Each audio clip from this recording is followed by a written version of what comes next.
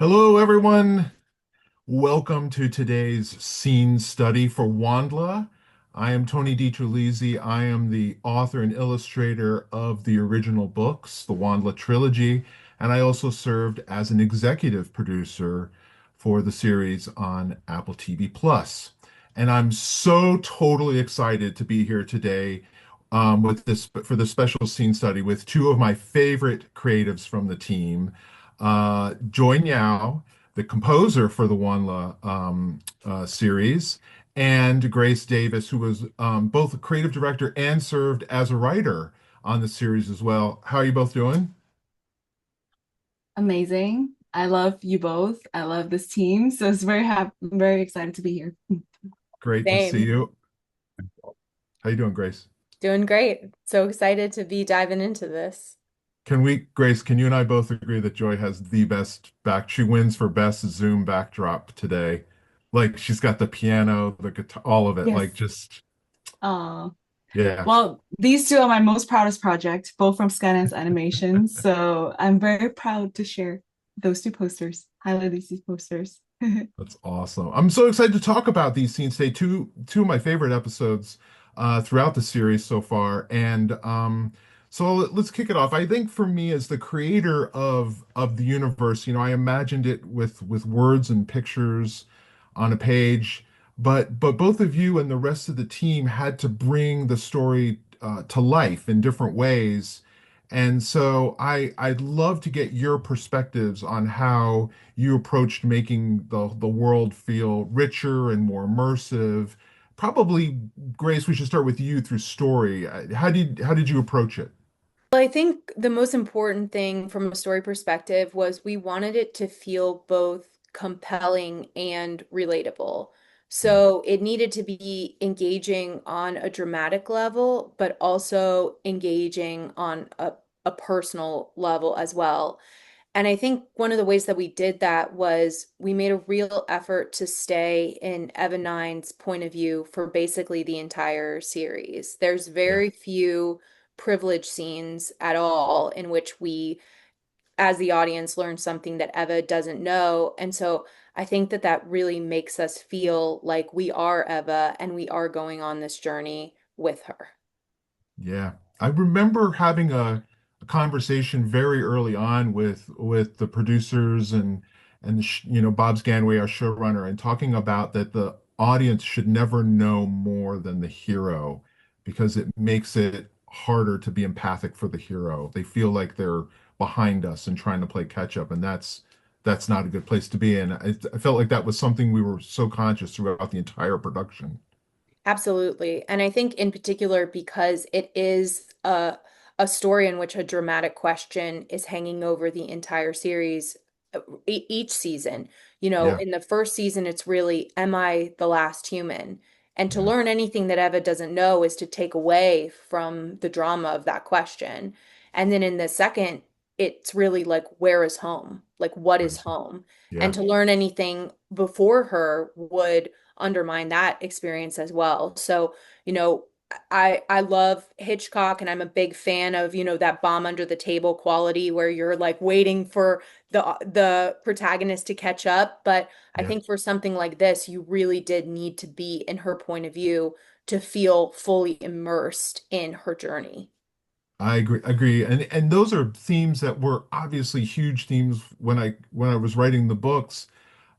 Joy, how do you and these are universal themes, right? Like that's what you hope these big universal themes are, as I always consider kind of entry points into a story where it doesn't matter, if you've got spaceships or aliens or robots, it doesn't matter because we're talking about what's a family, how do you define a family, what's home, what do you consider home? How do you approach that then, musically as you're starting to think about these big vast themes and then start to close in on certain characters and reflect that theme in their personal themes.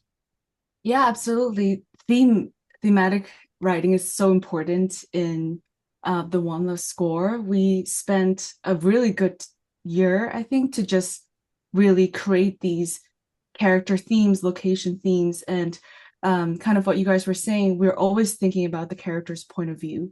So we started with the WondLa theme, which is Eva's represents Eva, and our supervising director Andrew Schmidt said that he wanted the theme to be able to be both epic and intimate, and that really is like a through line through this whole series because we're really following on her growth and her journey in this beautiful universe.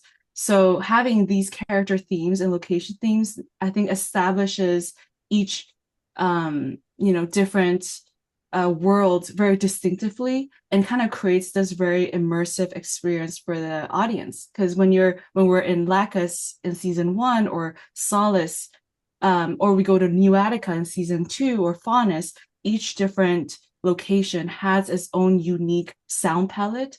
And the purpose of that is to guide the audience through that journey while still keeping our core theme.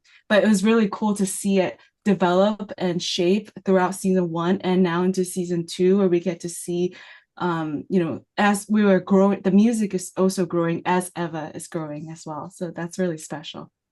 You can totally feel that sonically. I mean, I remember hearing your first samples and kind of rough compositions on season 1, and I'll tell the audience, I was floored. I was so excited. Uh, I was so blown away. But to hear them evolve and become more complex in season 2 is just astounding. Your ability and your talents just totally as from one artist to another. It's just so excited, and I'm so excited about the scene we'll be showing to everybody later because it's a full display of your superpowers. Oh, thank you so much. I must say, it really is inspired by your trilogy. Like I read, there was a lot of research that went into this while I'm creating these themes. So I made sure to read all 3 books. I made sure to read the scripts, and I drew a lot of inspiration from all the arts and production design, costume design that's the team really involved me early on. And all of those things really informed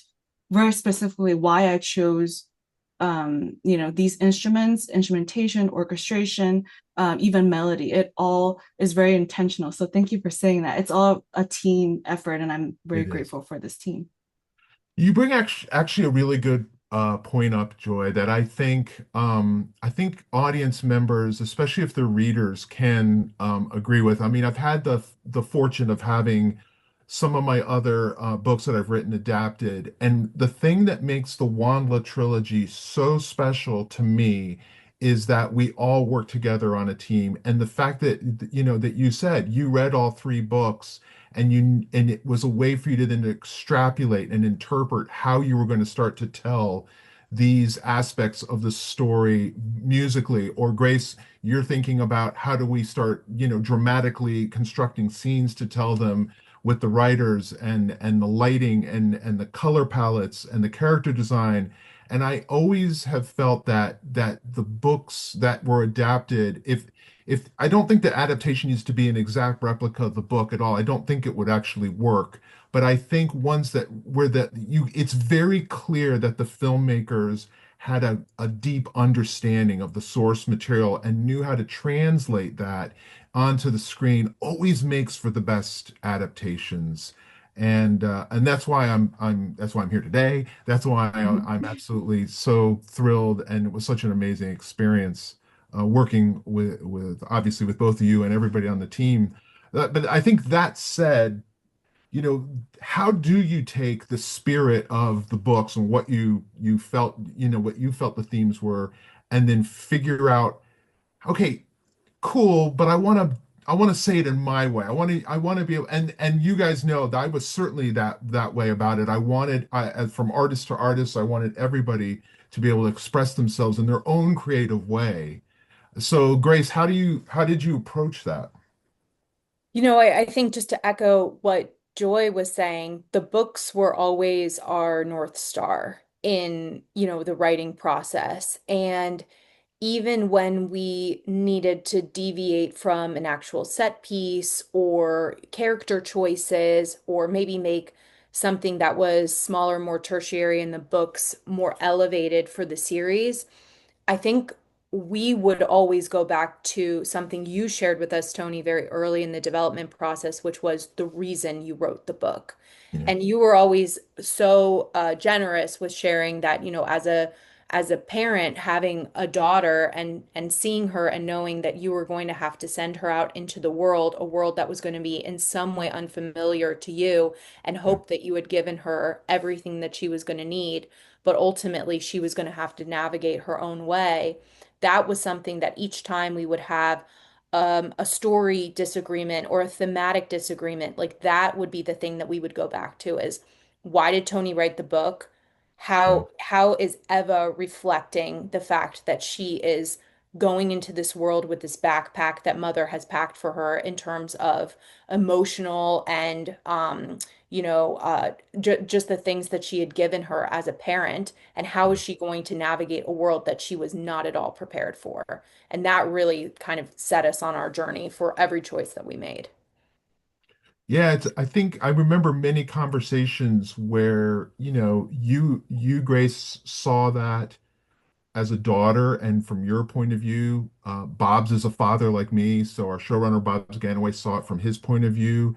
Bob Snow and Christian, the other writer, like they saw it. It's really, and that's what's super exciting to me, how different um, members of the crew even the cast would find an entry point and figure out how to tell it in their way. It's absolutely fascinating to me. I really loved that collaborative process, and really, like, I felt like the end result is far richer for everybody's, point of view.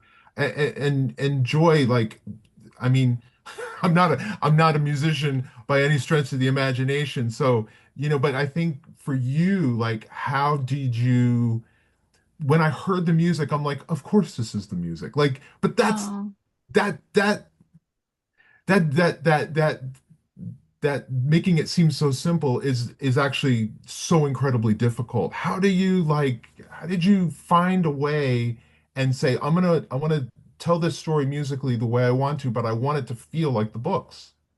I that's such an honor. Thank you for saying that. It is a team effort, like you guys were saying. Like the amount of creative freedom that Skydance Animation gave me was, as a composer, it's really gratifying because they never once told me, the showrunners never once told me, I want this instrument or I want this to represent this location.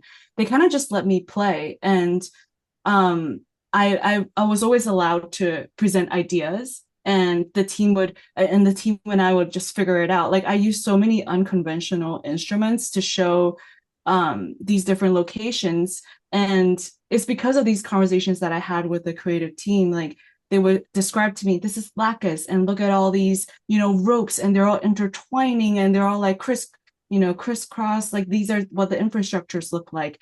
And in my mind, I'm trying to think, what are some musical ways that I can translate that and make it super unique to that specific location. And then I just started creating, like, I love this really interesting, like, African, percussive instrument. To me, it sounds like this grounded nature. What do you guys think?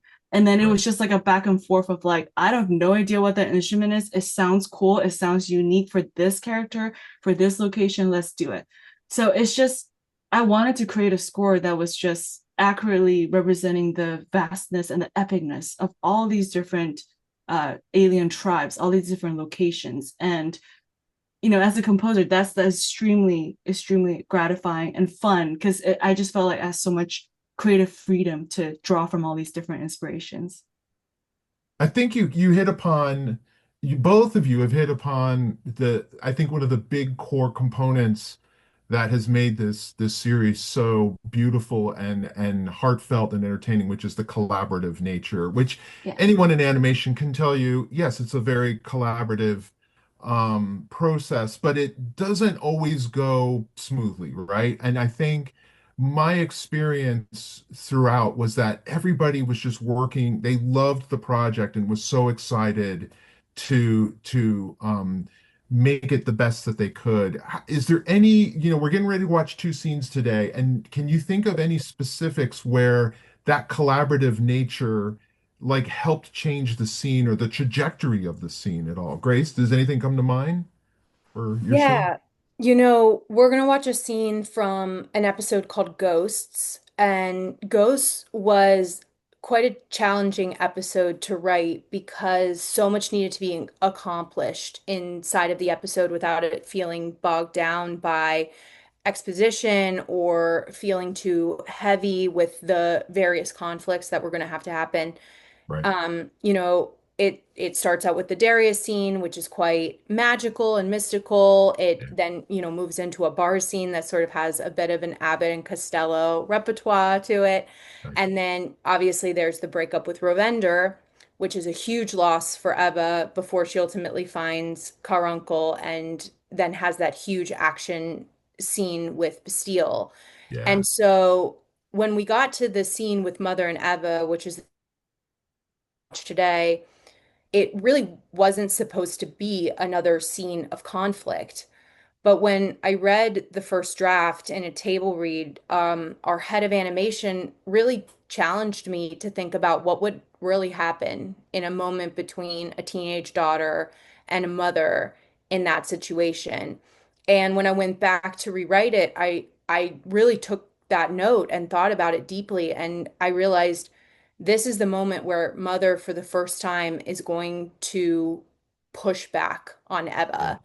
And that note made the whole episode cohesive because you realize that this is the pinnacle of an episode in which Eva has just been hitting every challenge, every challenge, every challenge, and she just keeps getting knocked down. And finally, the one person who's supposed to be her ally confronts her in this very, very dramatic moment and kind of forces her hand.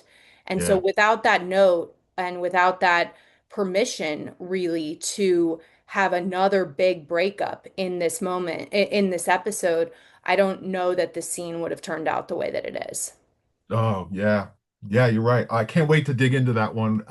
But Joy, let's jump to you because I want to talk about I mean, come on. I remember writing this scene in the book and how epic I tried to make it feel. And then to see it animated, the incredible camera work and the color work, and then really not a lot of vocal voice work. It's really you just give me the wheel. I got this. How, is how much collaboration did you feel was involved in visualizing the soundtrack to this huge conclusion to the second season? Yeah, very much so. Like each department really did support one another. Because Yeah, sometimes when I get the scene, sometimes it's not lit. There's not a lot of color.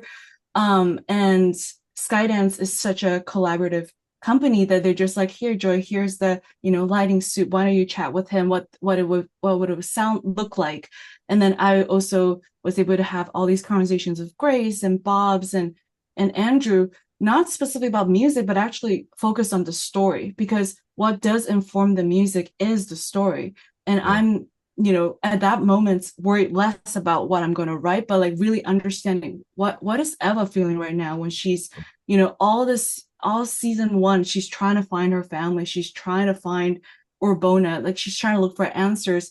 In this specific moment, which you'll see in the scene I'm going to show, um, is her getting to the heart and seeing Mother and being confused, like what is that? And like you said, there's no dialogue, and it's all about the music relaying that her emotional core. And that was something really important to me to get it right in scoring this whole series is what are we trying to say through the music and what is Eva's point of view. So I'm very grateful for all the whole team being so open with me and just talking. Even Grace, like we had so many conversations and she was showing me her beautiful mind board which shows like all the characters and each season, how do they evolve and what are their ups and downs, what are their motivations, and all of those things inform the musical choices and hopefully becomes a guiding point for the audience to experience this scene you see oh, next. I can't wait. All right, let's show everybody this scene so they can see why I'm so excited to talk about this amazing musical sequence. All right, so let me share my screen.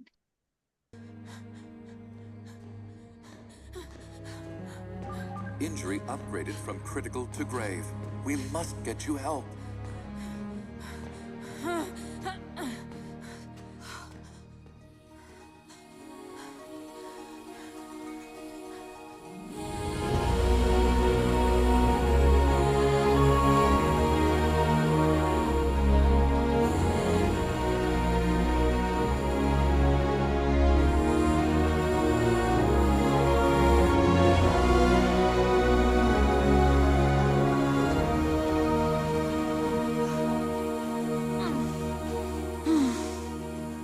A mother unit?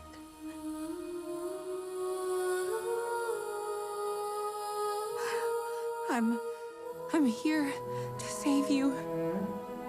I'm here to save you.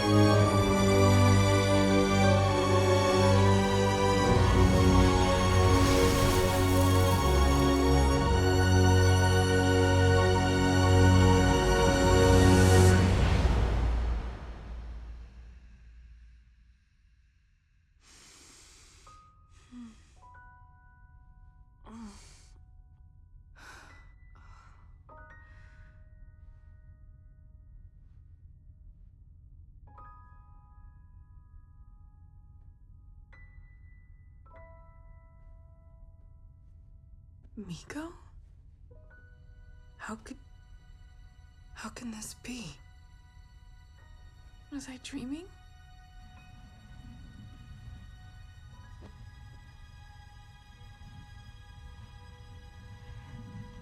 Whoa. Emotional watching that. I know. Still feel it.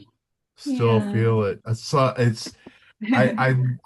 okay, there's so many questions I have, right? I want to talk about the arias. I want to talk about, was it a violin or a cello that's doing, there's just this, there's like this hope and this sadness that kind of underlines. I want to know, like, what is it a certain scale? Is it a certain, set of chords? What do you, what are you thinking? How did you do this? Yeah, so it's as you see, it's really it's such an emotional buildup, especially if you watch from season one. You follow her and she's so passionate. Like she's so brave, so passionate, so empathetic, and she's just trying to look for answers. And this specific point in the finale episode of season two, sorry for spoilers, she, it I really felt for this character as she's like seeing that for the first time. And I'm thinking to myself, how do I translate that via music? Because there's really no dialogue there, but the beautiful visuals really did inspire me. And I wanted to create this very ethereal moment when we first enter in this sanctuary. I'm not going to play any sound, but it's when we enter in here, it's so spectacularly beautiful. And I was I wanted to have something ethereal element. So vocal production was very important to me in scoring WondLa, and the team was very encouraging for me to add all these like aria chants that I recorded myself, and just hopefully add that ethereal dreaminess to the scene. And I thought that was really important when we first see the heart, which is disguised as mother. And then when we go close to her, that's where I had a voice doing our main WondLa theme, kind of to show us something familiar, but yet not giving it away yet, just a little phrase there. Show like, wait, this, I feel like I've seen her before. And then when we go into this like scene where they merge, structurally, I broke down the music to follow really closely to what's going on the screen. So the solo cello first starts. They're doing kind of a call and response. It's the heart reaching out to Eva at this moment. So we hear the solo cello. And then when the scene kind of, when we see Eva and she's kind of reaching out to her as well, that's where I added the solo violin kind of like answering the heart. And when they touch is when I kind of have them doing like an intertwined, almost like conversation. I have no idea why that feels to me as a composer very emotional, and that was just a way for me to show that they're having a conversation, even without words.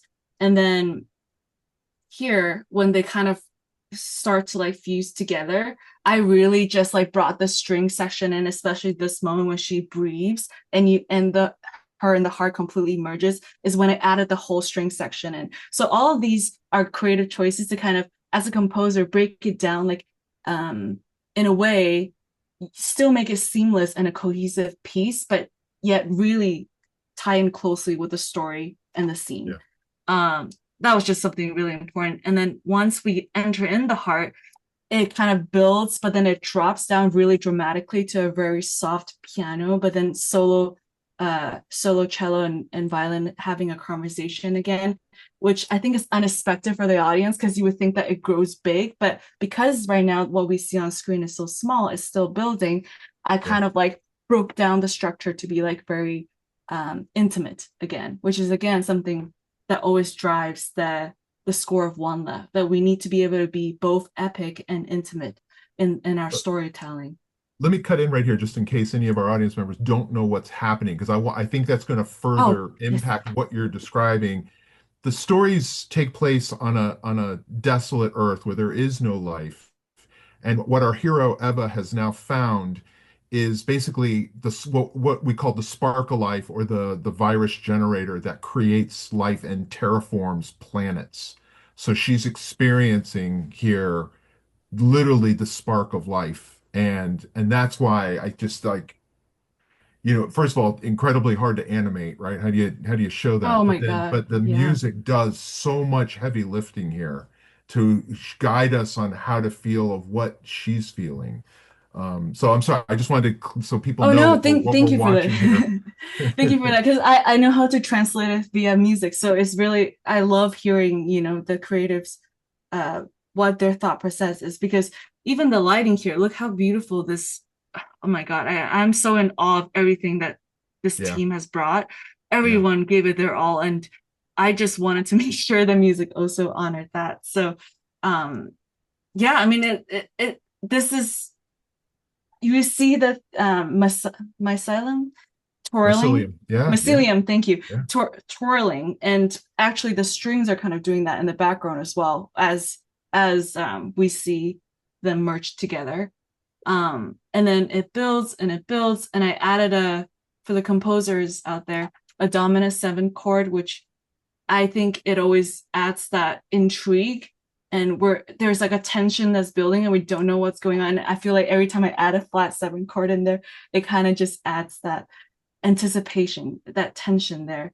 And once we break out of that scene, had a very dramatic silence, and we stay with Eva, and we see her back in season 1, which is where we saw Eva, the first episode, first scene. This is where she was as a kid, Yeah. with Ngiaw. And that line that Grace wrote, "Was I dreaming?" When I was scoring it, it completely broke me, because I was just, it called me back to like season 1 and seeing her journey, and I got so emotional. And how do you translate that? I'm like, well, I want to just have a solo piano there. That's Mm. we're here, we're with her. She's alone. Was she dreaming? Um, yeah, so I just this scene really meant a lot to the whole WondLa team. I think it's just the pinnacle of what our character was going through, and I hope you can feel the care and love that all of us has put into the show. Yeah, Oh, absolutely. It's amazing. And I love hearing you speak through using musical terms. So like to show her loneliness or her Mhm. loneliness, just like we're going to cut from this beautiful orchestration to just a simple piano. And it's so effective. It really is. It's amazing. Yeah, And go ahead. oh no, I was just saying that in when we're writing the theme of this show, something that John Lasseter wanted to challenge me to do is also I sent him a first pass of the theme, and he said, "Great, I love your orchestration, great, but I want to challenge you to just write it in piano, just piano, no other production. I want to hear the melody. Wow. Do you think this melody like accurately sums up our character?" And that is a really big challenge for a composer. We're so used to like adding productions and stuff, and that's all cool. But when you go to the just the melody, does it stand? And that was the greatest lesson that I took from scoring this series. Oh, that's awesome. And again, there's so many parallels to writing and drawing that are the same way. And simply put, in writing, in one sentence, what is this story about? Can you tell it in just a few sentences and before you tell it in 500 pages? And in art, can you tell it in very simple shapes first and know, it's just incredible. Well, speaking of going from simple to complex.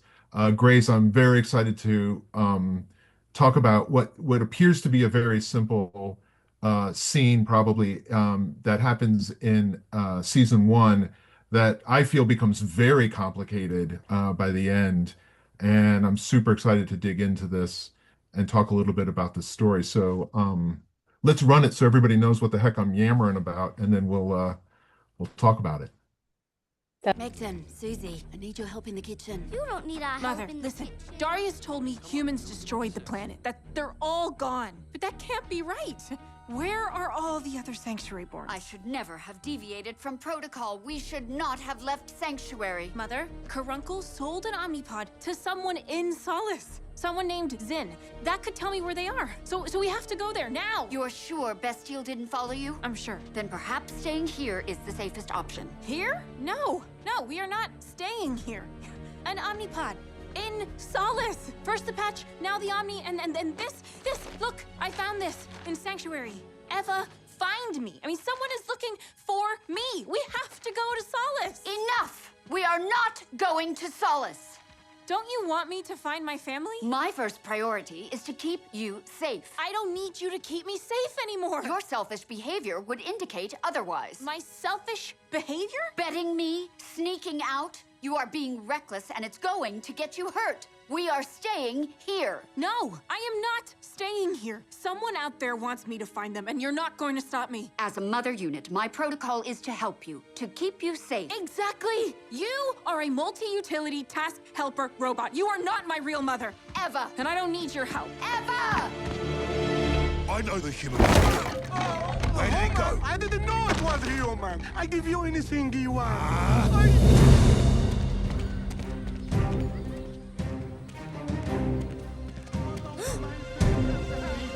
You don't have to go up and down. Shut up. You can drink it right there. You talk too much. Bastille! Well, look at here. I heard you want to take me to Solace, so here I am.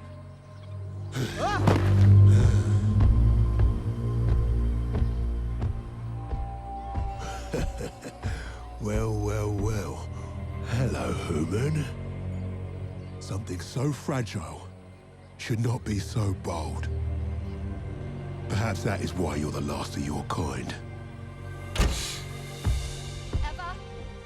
Grace, before we dig in on this one, maybe set up a little bit if people are unfamiliar who some of the characters are and what kind of led up to this scene in episode 4. Yeah, absolutely. So, like I was saying earlier, The scene, the episode in general is a really dense episode because basically we have to get out a lot of exposition in order to move Eva into the next stage of her journey.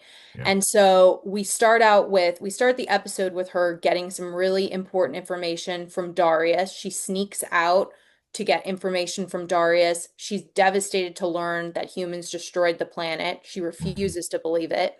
She then goes to Ravender only to find out that Ravender has sort of undermined her ability to get the next piece of the puzzle by spending the money that they have. So she has a breakup with kind of her pseudo father in Yeah.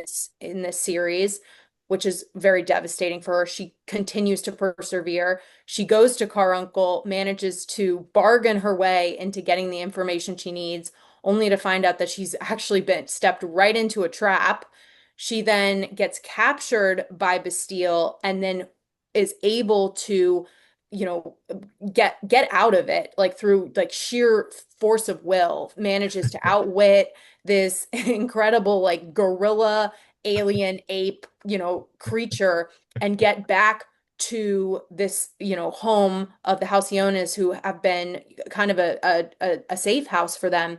Yeah. And she's finally got all the pieces to get to the next place, which is Solace. She's got the single most important clue that she's ever gotten, which is another omnipod, proof that there is other humans on this planet. She Right. can't be the only one if there's another omnipod. And the one person who's supposed to be her ally in this is Mother. Mother who went against her programming, Mother who came out of Sanctuary to go with her to help her find her family and to be challenged in this way by Mother when she has done so much in this episode is so unbelievably frustrating that she basically Mother pushes her to have no choice but to say, if you won't help me, I will go it alone. And she gives herself up to Bastille. And it is probably my favorite line in the season is Bastille looking at her and saying, something so fragile should not be so bold. And her Yeah. looking back at him just like with those eyes of I will not be intimidated by you. And so yeah, so that scene of that fight is really the culmination of her having accomplished so much and being so frustrated that the one person who's supposed to support her is now Yeah. an adversary. Yeah. So she basically sides with the main antagonist, Bastille, who's been hunting her since episode one to get her. I mean, it is a great example of showing a hero's want and and we haven't reached the climax of the story, so the hero hasn't figured out what their need is yet. The want is still propelling them forward no matter what the costs. Absolutely. Absolutely. And I think one of the biggest challenges in writing this scene too was idea counter idea, Yeah. making sure that both of them are right. And Yeah. that's incredibly hard when you're trying to, again, like we were talking about earlier, stay in the point of view of our character. But Mother is right too. Like Mother Yes. is 100% right. Like it is the smart thing to stay in Locus, to stay where they're safe. Her main priority is to keep Eva safe. And Yeah. that's why she came out with Eva, not to help her necessarily find her family, but to keep Eva safe, to get Eva to that next level, is kind of a secondary goal for Mother. The primary goal is to keep her safe. And Right. so everything Mother has done up to this point is in support of Eva, and to see her stand up to Eva in this way and say, enough. Yeah. I'm going to be your mother in this moment. And for Eva to say, like, how dare you? How dare you keep me from my goal? And I Yeah. think that it's very authentic to a teenage girl and her mother. Like, there was a time with my own mom where I remember getting so mad at her that I got out of a car at a stoplight and just left because we were just so at Yeah. loggerheads. We were both Yeah. just felt so strong that we were right that I was literally like, I'm out of here. I'm getting out of the car. Yeah. And I think that bringing that authenticity to the scene hopefully makes people feel like this isn't just, your, oh, mom and daughter's fight, but that this has real an important thematic value to the scene that they have to fight. They have to get to this point where Eva says, I will leave you behind to do what I need to do in order to get to Solace, because there was no way she was going to go any other way. Yeah. Yeah. I think it's true. I think as it's again so fascinating you came at it from a daughter, from Eva's point of view, essentially. And then I think of it as a parent's point of view and, thinking of my own daughter and that assertion of independence when we all reach a certain age we know everything. There's this, like when we're 17 years old or 18 years old, we're like, you're done teaching me. I know everything now. You're useless to me. I'm gonna go do this kind of thing. And so I feel that. I think the other thing that you brought up, which I think is also interesting, is everyone is in some way telling the truth, including Bastille, because I think from his point of view, when he says, something so fragile being so bold, or that variation of that, I think in his mind, because he's like, you're the last living human, you're really playing reckless with your life, considering you may be the only one here, because from his point of view, he's been all over the place and he's not seen any other humans. So, but what he doesn't realize is what a badass Eva is, and that she'll easily take care of herself, which again goes back to the theme that what any parent would want for their child is that they can handle any situation, including crazy multi-armed gorillas that are hunting you on spaceships. And just to jump off of that too, I think one of the things that I also love about that scene is you see her walking up to Bastille completely uncovered, no disguise, walking through Locus, letting people look at her. And up to this point in the episode, she's been in hiding because of the fact that humans are the kind of boogeyman of this world. Yeah, They're sort of thought of as this thing that didn't really exist, but if they did, they were awful. And so walking through Locus and just not caring who yeah, looks at her, not caring who sees her, like she is going to get to Solace one way or another. It feels like an evolution of the character, and it is reckless and it is bold, but yep, it's necessary for what she needs to accomplish. And I think we see Eva unlocking a new sense of self that we haven't seen up to this point, that then carries her through the rest of the season and is going to carry her through the disappointments that are going to come in through the rest of the season, because at this point she is refusing to give up on her goal, despite the fact that every single scene in this entire episode has basically been saying the subtext is give up, give yeah, up. give up. And I would also say a division, right? It is humans and these extraterrestrials, these aliens, and what all parties fail to see, which was the overriding theme for the entire series, which was There is no them, there's only us, there's which only us. comes Yeah, out in that beautiful episode that Joy shared, yeah, 204, is when she does connect with the heart of the forest. And I have to give a shout out to our amazing story editors, um, Bob Snow and Christian Magalese, yeah, who, did incredible work crafting that episode. And yeah, they came up with that idea of, housing the diaphanous flame in that, casing, very similar to the Terrence Malick idea in Tree of Life. Like, that they've just brought, I just wanted to say they brought such an incredibly elevated quality to the show and really helped with that episode. But, when we got to that point where Eva is fading into unconsciousness, the very, very last thing that the heart of the forest says to her in the guise of mother is, there is no them, there's only us. And yeah, at this moment in our world, like what an important message and what an important thing to yeah, communicate. yeah. It was certainly a guiding theme in the books because it extends beyond just, the allegory of humans and the fact that we all share this planet together and we need to get along, but also everything else on the planet, the animals, the plants, the oceans, the air, the earth itself, that, this is the one planet we got. Let's work a little better to make it worthwhile for everyone. There are moments or aspects of the show for either you, Joy, or Grace that is memorable or unusual, I would say, in other productions you've worked on. Ooh, great question. Joy, you want to jump first or you want me to? Unusual. I wouldn't say unusual, but I definitely give it to the Skydance team for being so open and letting the composer, being part of the creative process. And I'm sure, Tony, you experienced that firsthand, where I was able to attend lighting sessions. I was able to Yeah, go to go to the dub stages every single episode.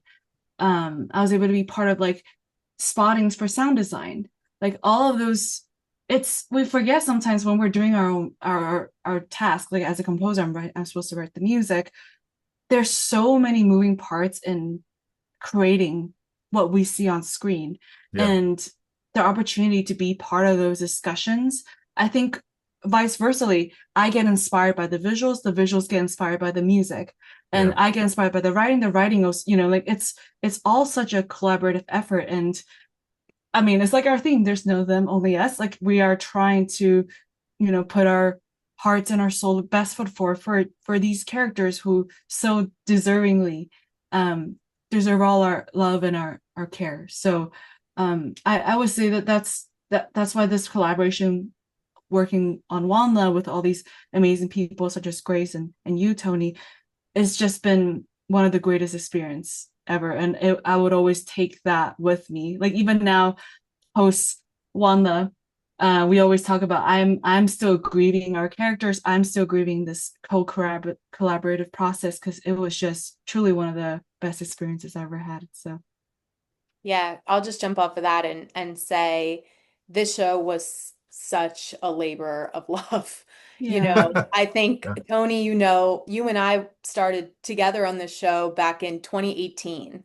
yeah, That's how yeah, long we have been working on WondLa. And, yeah, I haven't been on a ton of other animated shows, but one of the things that I will say is that there was such a culture of excellence yeah, on this production. It was not about good enough. It was about what does the show need, and we will get it to that level. And if yeah, the writing isn't there, we do another draft and we do another draft and we do another draft. And we never like settled. We never settled at any point. And I think that is because both we were so inspired by the source material and wanted to do it justice, but also, you know, we just put so much into this because you know that if you do it right, like it lives forever. Like this is yeah, Yeah. something that we can Oh. always be proud of, yeah, that our Mhm. names are on this, and we can always say like I was part of WondLa. And I think Mhm. that having that sense of pride about something that you've worked on, at least for me, is so crucial because we've chosen to do this for our lives, so we want to be proud of the work that we do. yeah. That's beautifully said, Grace. Thank you. That's you guys, this amazing just for you to take the time and break down these scenes to give a little bit of insight on the thinking and everything that went on behind it. Thank you both so much. And I can't wait to see you again soon. I miss you all. I miss everyone on the team. It was such a memorable and amazing experience. And to you watching, thank you so much for joining us today Thank and you. letting us kind of peel back some of the layers of how we made this series for Skydance Animation and Apple TV. Thank you so much and have an amazing day. Thank you Thank guys. you. And thank you, Tony, for creating this world of WondLa, which we're now here and it will live on forever. The bond is forever. So thank you for creating our Obona. My pleasure. Take care.